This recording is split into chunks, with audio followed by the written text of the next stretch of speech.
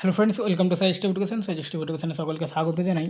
SSC জিডির যে math পিওকে practice করছিলাম, তো আজকে আমাদের যেটা হবে 4 মে 2026 শিফট 1, অর্থাৎ 4 মে 2026 শিফট 1-এ যে কোশ্চিনটা বা যে সেটটা ছিল সেটা আমরা প্র্যাকটিস করব, ঠিক আছে। তো প্রথমে রয়েছে একটা সরল। তো সরল আমরা কীভাবে করছি, যে প্রথমে লিখে দিচ্ছি এবং এখানে যেহেতু ইউনিট ডিজিট আলাদা আলাদা আছে, তো ইউনিট ডিজিট বা এককের অঙ্ক দিয়ে আমরা এই অঙ্কগুলো করে নিচ্ছি, তাই তো। ক্যালকুলেশনটা একটু কম করতে হবে।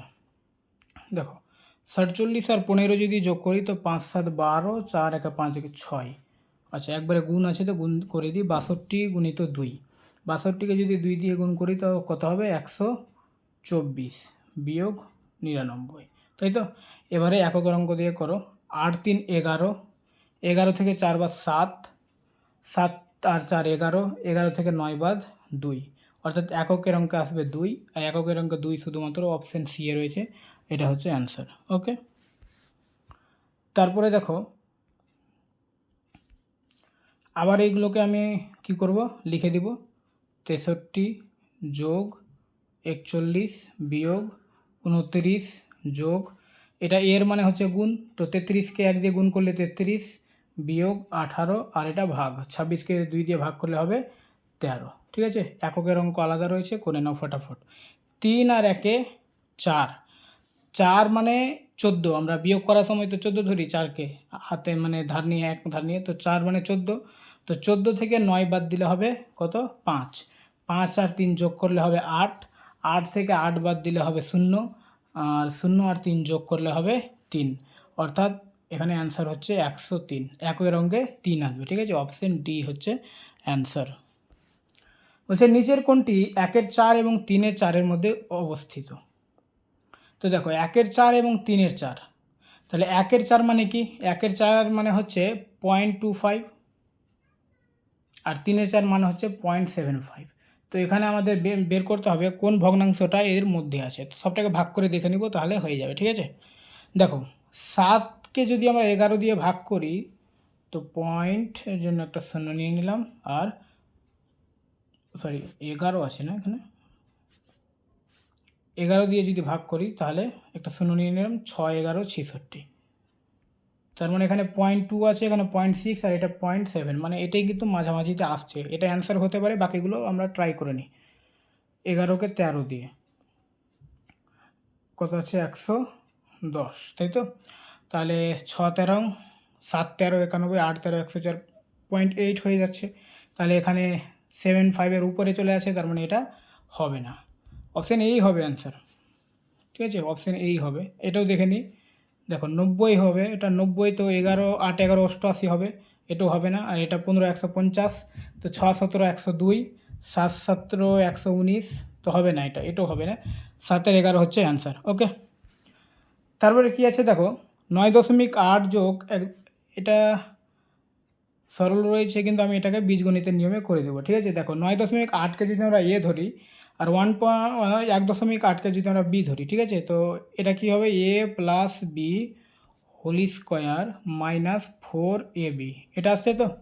তাহলে এটা কিসের সূত্র? এটা হচ্ছে এ মাইনাস বি হোল স্কোয়ারের সূত্র। তো এর মান কি? 9.8 বিয়োগ 1.8 এর হোল স্কোয়ার। তো এটা যদি আমরা বিয়োগ করি তাহলে কত হবে? 8, 9.8 থেকে 1.8 বাদ দিলে 8 হবে, 8-এর স্কোয়ার সমান হচ্ছে 64। অপশন বি হচ্ছে অ্যান্সার। ওকে, তারপরে কি আছে? একটি রম্বসের ক্ষেত্রফল 336 বর্গ সেমি, এর একটি কর্ণ 14 সেমি, রম্বসটির পরিসীমা কত? আচ্ছা, এতদিন থেকে আমরা প্রায় আজকে 10টা সেট প্র্যাকটিস করলাম, তো রম্বস তো বুঝে গেছি আমরা।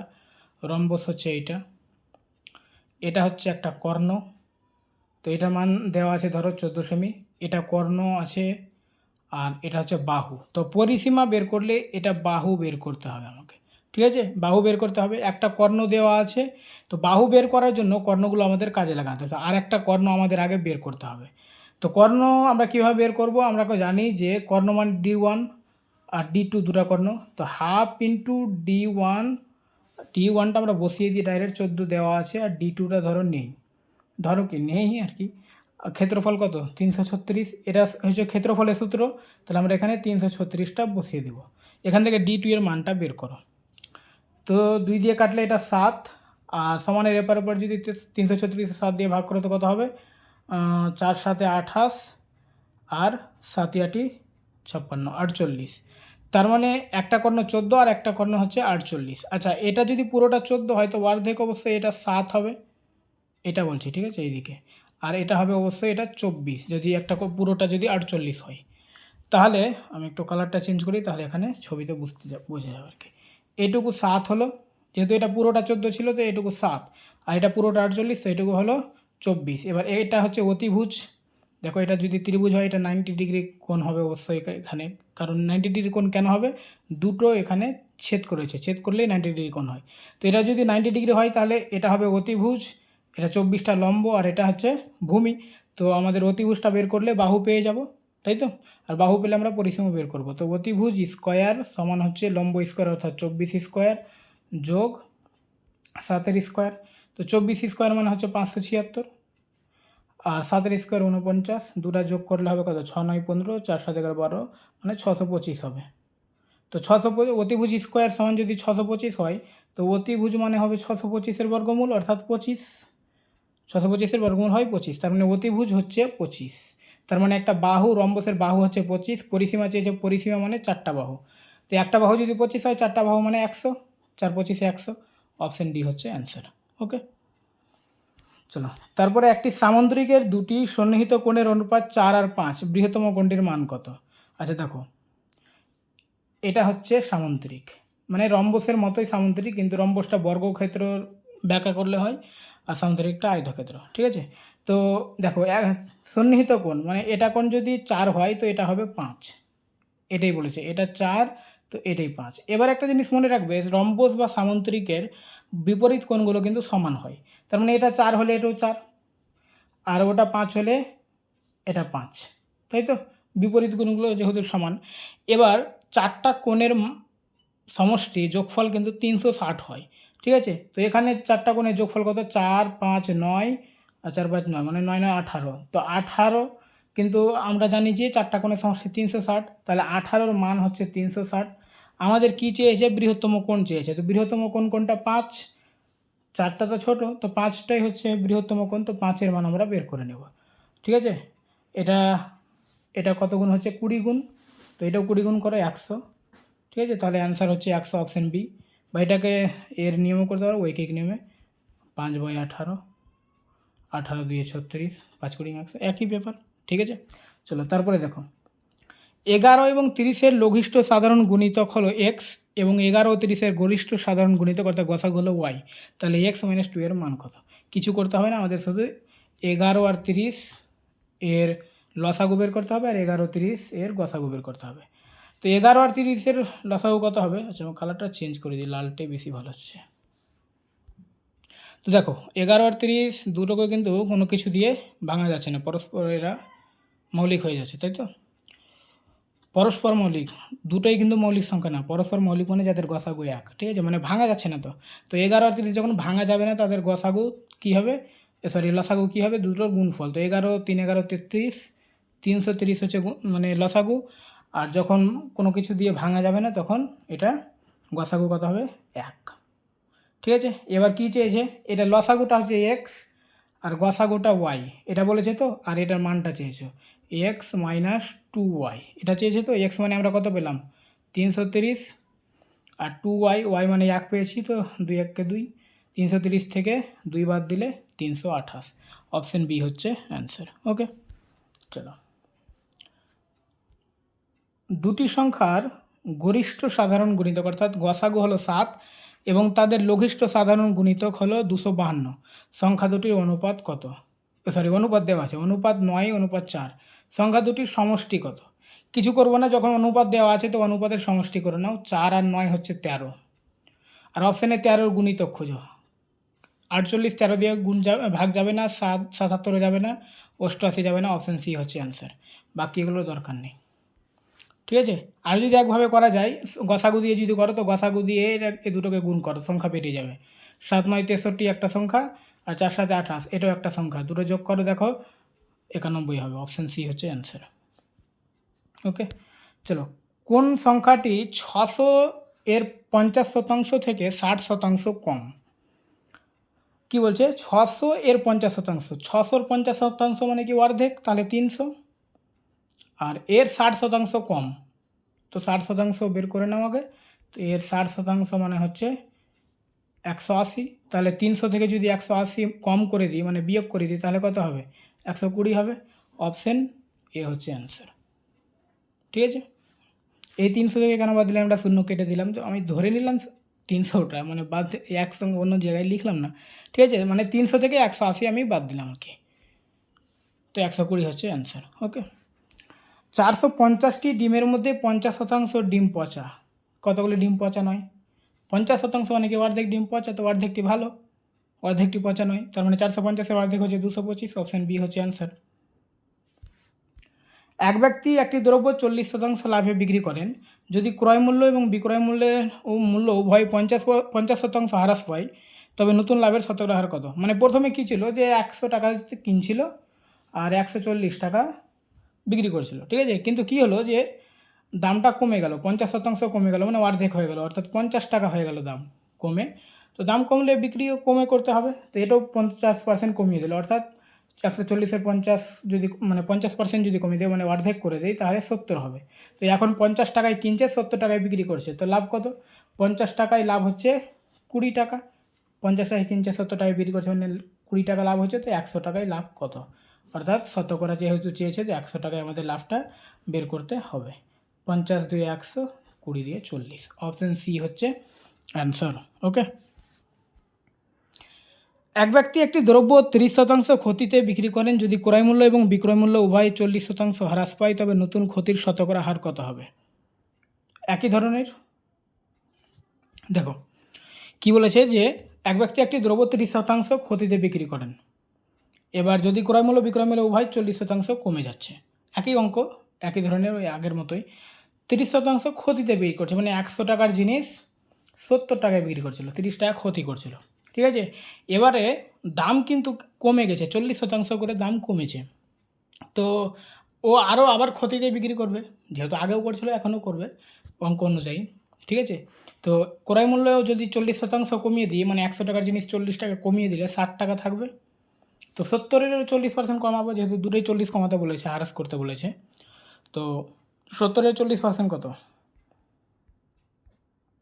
70-এ যদি আমরা 40% বের করি তো 4 সাথে 28, তো 28 কমিয়ে দিব, তো 70 থেকে যদি আমরা 28 কমাই তো কত হবে, 42, তাই তো। তো 60 টাকাতে কিনছে আর 42 টাকাতে বিক্রি করছে, এখন আগে যা করছিল যে 100 টাকা কিনছিল 70 টাকায় বিক্রি করছিল, এখন বলছে 60 টাকায় কিনছে আর 42 টাকায় বিক্রি করছে, ক্ষতি কত টাকা, 18 টাকা, তো পার্সেন্টেজে কত, তো 60 টাকাতে ক্ষতি হয় 18 টাকা, তো 100 টাকায় ক্ষতি কত।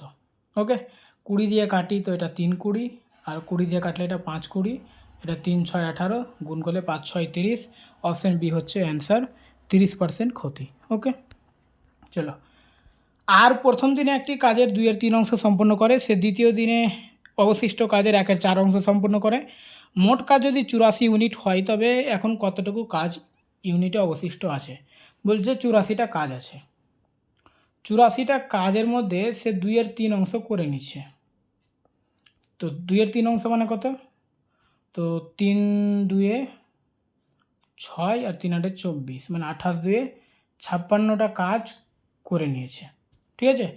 তো 84-র মধ্যে 56টা কাজ করে নিয়েছে, তার মানে 84 থেকে 56 বাদ দিয়ে দিব, অর্থাৎ 28, তাই তো।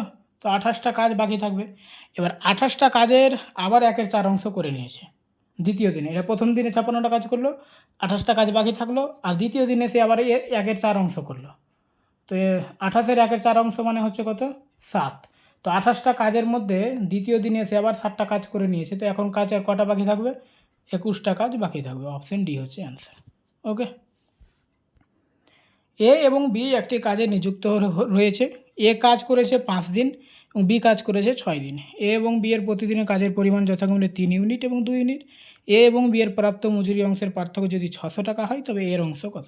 আচ্ছা দেখো, ক্ষমতাটা কিন্তু এখানে বলে দিয়েছে যে এ একদিনে কাজ করে 3টা, এই যে বলে দিয়েছে প্রতিদিনের, আর বি একদিনে কাজ করে 2টা, এ 5 দিন কাজ করেছে, তো একদিনে 3টা, তো 5 দিনে হবে 15টা, আর বি কয়দিন 6 দিন করেছে, তো একদিনে 2টা কাজ করে, তো 6 দিনেও 12টা কাজ করবে। ঠিক আছে, এবার যে যেমন কাজ করেছে সে সেই রকম টাকা পাবে। তো যখন ধরে নিলাম যে আমি এ 15 টাকা পেলো আর বি 12 টাকা পেলো, তো ক টাকা পার্থক্য? 3 টাকা পার্থক্য। আমরা 3 টাকা এখানে পাচ্ছি পার্থক্য, কিন্তু অঙ্ক বলছে না ওদের পার্থক্য 600। তাহলে 3 মানে যদি 600 হয়, তাহলে 1 মানে কত? 200। আমাদের চেয়েছে কি? চেয়েছে যে এর অংশ কত, তো এর অংশ হচ্ছে 15 টাকা যেটা ধরেছিলাম, বি 12 ধরেছিলাম। ঠিক আছে, তো এর অংশ হচ্ছে 15, তো 15 সমান কত? 1 মানে 200 যদি হয়, তো 15 সমান 15 দিয়ে 3000। অপশন বি হচ্ছে অ্যান্সার। ওকে। স্রোতের বেগ 5 কিমি পার ঘন্টা, স্থির জলে নৌকার বেগ 17 কিমি পার ঘন্টা। এখানে কিমিটা বানানটাই মারাত্মক হয়ে গেছে, কেআইমি। ঠিক আছে, অনুকূলে নৌকার গতিবেগ কিমি ঘন্টায় কত? আচ্ছা দেখো, আমি এর আগে যখন নৌকার স্রোতের অঙ্কগুলো করেছি অন্য শিফটে, একটা ছকের কথা বলেছিলাম। নৌকা স্রোতের অঙ্কতে একটা ছক আঁকবে। ঠিক আছে, ছকে 5টা ঘর দেবে, মাঝখানে একটা। ঠিক আছে, এইভাবে 5টা ঘর দেবে। তো মাঝখানে যে ঘর হয় এটা হচ্ছে স্থির জলের, আর স্থির জলের দুই দিকে দুটো ঘর হচ্ছে স্রোত। ঠিক আছে, এগুলো হচ্ছে স্রোত, আর এটা হচ্ছে অনুকূল, আর এই ঘরটা হচ্ছে প্রতিকূল। এবার ছকে ছকে বসিয়ে দিবে, অ্যান্সার হয়ে যাবে। এবার একটা জিনিস মনে রাখবে, অনুকূল মানে কি? এখানে স্রোত সহযোগ হচ্ছে, স্থির জলে যে নৌকাটা যতটিতে যায় স্রোতও যদি একই দিকে যায়, তাহলে কি নৌকাটা আরও তাড়াতাড়ি ভাগবে।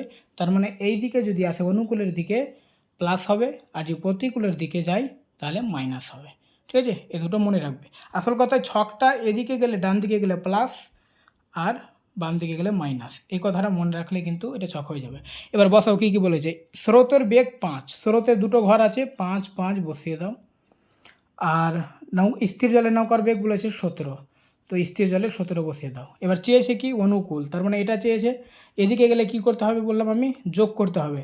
এই 5 কিন্তু যোগ করবে না, এটাও স্রোত, তো স্রোত ডাবল যোগ করা যাবে না, এই দুটো যোগ করতে হবে, স্থির জলের সঙ্গে স্রোত। তো 17 আর 5 22।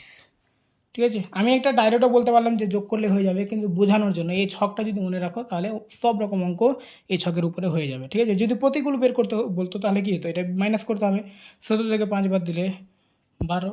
ঠিক আছে, এইভাবে হয়। ওকে, তো 22 হলো আমাদের অ্যান্সার। একটি গাড়ি 60 মিনিটে 36 কিমি দূরত্ব অতিক্রম করে, যদি এর গতিবেগ 20 কিমি পার ঘন্টা হ্রাস করা হয়, তবে একই দূরত্ব অতিক্রম করতে গাড়িটির কত সময় লাগবে মিনিটে? আচ্ছা, 60 মিনিটে 36 কিমি মানে কি? 1 ঘন্টায় 36 কিমি। এবার মানে ওটাই ধরে নিলাম কি ওটাই ওর বেগ, 1 ঘন্টায় 36 কিলোমিটার যাচ্ছে, 36 কিলোমিটার পার আওয়ার হচ্ছে ওর বেগ। ঠিক আছে, এবার বেগটা 20 কিলোমিটার পার আবার হ্রাস করছে, মানে 20 কিলোমিটারে যাচ্ছে না, ও 20 কিলোমিটার হ্রাস করছে। ছিল 36 কিলোমিটার পাওয়ার, আর এখন হয়ে গেল 20 কিলোমিটার পার আওয়ার। ঠিক আছে, তো 36 থেকে যদি 20 হ্রাস করে দেয়, তো ওর গতিবেগ কত হবে? 16 কিলোমিটার পার আওয়ার। ছিল 36, মানে 20 কিলোমিটার কমিয়ে দিল, তো কমিয়ে দিলে ওর এখন গতিবেগ কত হবে? 16 কিলোমিটার, মানে 36 থেকে 20 বাদ দিয়ে দিলে 16। এবারে দেখো, আমি ধরে নিলাম যে ওটা দূরত্বটা ওই 36 কিলোমিটারই যাচ্ছিল, মোট দূরত্ব হচ্ছে 36 কিলোমিটার। তো প্রথমে কি হচ্ছিল যে 36 কিলোমিটার, ওই মোট দূরত্ব হয়ে গেল 36 কিলোমিটার। এবার এখন গতিবেগ কত? কমিয়ে দেওয়ার পরে গতিবেগ হচ্ছে 16 কিলোমিটার পার আওয়ার, মানে 60 মিনিটে ও যাচ্ছে কত? আচ্ছা, 16 কিলোমিটার যাচ্ছে ও 60 মিনিটে, এখনকার যেটা গতিবেগ কমানোর পরে। ঠিক আছে, 60 মিনিটে। এবার ওকে যেতে হবে কত? 36 কিলোমিটার, কারণ দূরত্বটা আমি 36 ধরেছি, আগে যেটা যেত ওটা এবার মোট দূরত্ব। ঠিক আছে, তুমি আরও ধরতে পারো, 72ও ধরতে পারো, কিন্তু 36টা ধরলে বেশি ভালো হবে। তো এখন মানে ক্যালকুলেশন কী হলো যে 16 কিলোমিটার যাচ্ছে ও 60 মিনিটে, তো 36 কিলোমিটার কত মিনিটে যাবে? এটাই তো। তাহলে 60 গুণিত 36/16, এটা যদি আমরা 4 4-এ 16, 4 15-তে 60, 4 9 36, না 9 15 135, অপশন এ হচ্ছে অ্যান্সার। দুটি সংখ্যা এ এবং বি এর অনুপাত 5:3, যদি উভয় সংখ্যায় 5 বৃদ্ধি করা হয় তবে এ এবং বি এর অনুপাত কত? আচ্ছা, অনুপাত দেওয়া আছে 3:2, এবং এ ও বি এর প্রাথমিক মানের সমষ্টি কত? আচ্ছা, প্রাথমিক মানের সমষ্টি মানে প্রাথমিক মান মানে এটা সমষ্টি কত? 5 3 8, অপশানে 8-এর গুণিতক খোঁজো। 6 8 48 3, ও সবটাই 8-এর গুণিতক আছে, কাজ দিচ্ছে না। চলো অঙ্ক করি। এটা ধরে নিলাম 5x, এটা 3x, সবটাই 5 করে বাড়ানো হলো, বাড়িয়ে দাও 5 করে +5। তো বাড়িয়ে দেওয়ার পরে অনুপাত কী হচ্ছে 3 আর 2। চলো কোনাকুনি গুণ করে নাও, এক্সের মান বের করে নাও। 5 2 10x যোগ 5 2 10, এটা 3 3 9x যোগ 3 5 15। তাহলে 10x থেকে 9x বাদ দিলে x, আর 10টা এপারে এসে মাইনাস হবে, অর্থাৎ 15 থেকে 10 মাইনাস হয়ে গেলে হয়ে যাবে 5। তার মানে এক্সের মান হয়ে গেল 5। তো আমাদের প্রাথমিক মানের সমষ্টি চেয়েছে। তো এক্সের মান যদি 5 হয় তো 5x মানে কত হবে, 5 গুণিত 5 অর্থাৎ 25। আর এক্সের মান যদি 5 হয় তো 3x মানে হবে 3 5 15। তো এদের সমষ্টি চেয়েছে, যোগ করে নাও, 15 আর 25 যোগ করলে হবে 40। অপশান ডি হচ্ছে অ্যান্সার। একটি দ্রব্য 40% লাভে বিক্রি করা হয়, প্রদত্ত ছাড়ের পরিমাণ ধার্য মূল্যের 5/14 অংশের সমান, দ্রব্যটির ক্রয় মূল্য তার ধার্য মূল্য থেকে শতকরা কত কম। এই ধরনের অঙ্ক যদি পাও তো একটু ক্যালকুলেশন ভারী হবে। 15 মিনিটে যদি 20টা অঙ্ক করতে হবে, এই অঙ্কটা স্কিপ করে যাবে। এখানে আমি করব, তুমি স্কিপ করবে। স্কিপ বলতে ছেড়ে দেবে, যদি পরে সবটা করার পরে টাইম পাও তো করবে, না হলে না। ঠিক আছে, কারণ সহজগুলো করতে হবে, ভারী ক্যালকুলেশন করে লাভ নেই, কারণ আরও যে দুটো অঙ্ক আছে ওটা হবে না হলে। চলো শুরু করি। কীভাবে করবে দেখো, ধার্য মূল্যের 5/14 অংশ, এখানে ক্রয় মূল্য আছে, ধার্য মূল্য আছে, বিক্রয় মূল্য, সব কিছু আমরা একটা ছক বানাই লিখে নিই। এটা ধরে নিলাম ক্রয় মূল্য, এটা হচ্ছে বিক্রয় মূল্য। আচ্ছা, মাঝে আমি ছাড়টা রাখি। আচ্ছা, ক্রয় মূল্য না লিখে আগে দুটোর সম্পর্কটা বের করি। দেখো, ক্রয় মূল্যটা পরে দেখছি। ছাড় মানে কি, বিক্রয় মূল্য ছাড় আর ধার্য মূল্য, অর্থাৎ ধার্য মূল্য যত টাকা হবে ছাড় দিয়ে বিক্রয় মূল্য হবে। তো এখানে বলেছে ধার্য মূল্যের 5/14 অংশ, এটা কি ছাড়টা, ঠিক আছে। তার মানে 14 টাকা যদি ধার্য মূল্য হয়, 5 টাকা ছাড় দিবে, ঠিক আছে, 5 টাকা ছাড়। তো 14 টাকার জিনিস যদি 5 টাকা ছাড় দেই, তাহলে 9 টাকায় বিক্রি করবে। 14 টাকার জিনিস 5 টাকা ছাড় দিয়ে 9 টাকায় বিক্রি করবে।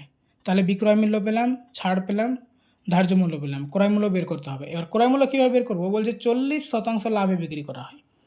40% লাভ মানে কি, 100 টাকার জিনিস 140 টাকায় বিক্রি করবে, কিন্তু এখানে বিক্রি করছে 9 টাকায়। তো বিক্রয় মূল্যের জায়গাতে আমি 9 বসিয়ে দিলাম, 140-এর মান 9, তো 100-র মান কত, মানে ক্রয় মূল্যটা কত, ঠিক আছে। 100 যদি ক্রয় মূল্য হয় তো 140 টাকায় বিক্রি করবে, কিন্তু বিক্রি তো 9 টাকায় করছে, তো 100-র মানটা আমরা বের করলে ক্রয় মূল্যটা পেয়ে যাব। তাহলে 100 গুণিত 9/140, 0 0 কেটে দাও, 2 দিয়ে কাটলে 5, 2 দিয়ে কাটলে 7। বললাম না ক্যালকুলেশন বাড়বে। 5 9 45/7, এটা হচ্ছে কি ক্রয় মূল্য। ক্রয় মূল্যটা আমি এখানে বসিয়ে দিলাম 45/7, ঠিক আছে। এবার কি বলেছে যে ক্রয় মূল্য তার ধার্য মূল্য থেকে কত শতকরা কম। ধার্য মূল্য 14, ক্রয় মূল্য 45/7, তো এটা কত কম, আবার শতকরা। তো আগে কত কম এটা বের করো। 14 থেকে 45/7 যদি আমরা বিয়োগ করি, আচ্ছা এইদিকে বিয়োগ করি, 14 থেকে 45/7, তো 7 7 14 98 বিয়োগ 45 সমান কত হবে, 8 থেকে 5 বাদ 3 আর 9 থেকে 4 বাদ 5, 53/7। তার মানে এতটা কম, তাই তো, 53/7 কম। এবার কততে এটা কম, 14তে। তো 14তে যেহেতু এটা কম, তো 100তে কত, ঠিক আছে, এটা ক্যালকুলেশন করতে হবে। একটা জিনিস দেখো, নিচে যখন 7 থাকবে উপরে, ওটাকে আমরা ডাইরেক্ট নিচে বসিয়ে দিব, এখানেই বসিয়ে দেবো ডাইরেক্ট, ঠিক আছে। উপরে 7টাকে নিচে নিয়ে চলে আসলাম, উপরে 53 থাকলো। এবার দেখো কাটাকাটি কোনো সমস্যা মানে হচ্ছেই না এখানে, তাই তো। তো 5000 এটা হয়ে যাবে, গুণ করলে 5300, আর নিচে হবে 4 7 14 98, ঠিক আছে। আমি একটু স্ক্রিনটা মুছে দিচ্ছি, নিচে 98 আর উপরে 5300, তাই তো। তো 5300কে নিচে 98, এটা যদি আমরা কী করবো, ভাগ করব। তো ডাইরেক্ট যদি আমরা ভাগ করি, তাহলে 5 দিয়ে দিই, 100-র কাছাকাছি আছে, তো অপশানে 5 দিয়ে শুরু আছে। 5 8 40 আর 5 9 45 আর 4 49, তাই তো? তো 10 থেকে 0 হয়ে গেল, 13 থেকে 9 বার 4, এটা শূন্যটা নামলো। এবার দেখো 4 দিয়ে যাবে, 4 দিয়ে দিলে 4 8 32, 4 9 36 আর 3 39। তো দেখো 54 একটাই অপশানে রয়েছে, অপশান এ হচ্ছে অ্যান্সার। ওকে, একটি দ্রব্যের ধার্য মূল্য তার ক্রয় মূল্যের চেয়ে 50% বেশি, অর্জিত লাভ যদি 25% হয় তবে দ্রব্যটির উপর কত শতাংশ ছাড় দেওয়া হয়েছিল। দেখো কি বলছে যে ধার্য মূল্য ক্রয় মূল্যের চেয়ে 50% বেশি, অর্জিত লাভ যদি 25% হয়, অর্থাৎ ক্রয় মূল্য, বিক্রয় মূল্য আর ধার্য মূল্য। ঠিক আছে, ধার্য মূল্য ক্রয় মূল্যের চেয়ে 50% বেশি। আমি যদি ক্রয় মূল্য 100 ধরি তো ধার্য মূল্যটা 150 হবে, কারণ 50% বেশি। আর লাভ হচ্ছে 25%। তো লাভ কোথায় হয়? 100 টাকার জিনিস যদি 25% লাভে বিক্রি করে তাহলে 125 টাকায় বিক্রি করবে। তাহলে আমরা 3টা জিনিস পেয়ে গেলাম, ক্রয় মূল্য, বিক্রয় মূল্য আর ধার্য মূল্য। এবার কি বলছে যে দ্রব্যটির উপর কত শতাংশ ছাড় দেওয়া হয়েছে, মানে ধার্য মূল্য 150 টাকা দেওয়া আছে, প্যাকেটের গায়ে লেখা আছে, আর বিক্রি করছে 125 টাকায়, ছাড় ক টাকা দিল? ছাড় 25 টাকা দিল। তো 150 টাকাতে ছাড় দিচ্ছে 25 টাকা, 150 টাকাতে ছাড় দিচ্ছে 25 টাকা। তো শতকরা চেয়েছে না, শতাংশ, তো 100 টাকাতে কত? আচ্ছা, 50 দিয়ে যদি আমরা কাটি তো 3 50-এ 150 আর 2 50-এ 100, 25 দিয়ে 50, 50/3, 50/3 মানে 16.67 হবে। ঠিক আছে, ভাগ করলে 50-কে 3 3 16 48 হয়, তাহলে 16.67, অপশান বি হচ্ছে অ্যান্সার। তারপরে দেখো 18 4 এবং 45-এর চতুর্থ সমানুপাতিক কত? তো দেখো 18/4 আর এখানে 45, মানে এটা প্রথম, এটা দ্বিতীয়, এটা তৃতীয়, চতুর্থটা চেয়েছে। ঠিক আছে, কোনাকুনি গুণ করে আবার করো, তো ডাইরেক্ট এভাবে লিখে দাও, x সমান, এটা তো কোনাকুনি গুণ দিয়ে লিখে দাও 45 গুণিত 4, আর এটা কোনাকুনি গুণ, তো এক্সের কোনাকুনি গুণে এখানে 18 বসিয়ে দাও। ঠিক আছে, চলো ক্যালকুলেশন করো, 9 দিয়ে আর 5 9, 2 দিয়ে কাটলে 4, মানে 2 দিয়ে 4, তো 9 2 18, এখানে 5 ভুল করলাম না, 9 দিয়ে কাটলে এটা 2 আর এটা 9 দিয়ে কাটলে 5, আচ্ছা এটা 2, 5 2 10, অপশান বি হচ্ছে আনসার। Okay, thank you.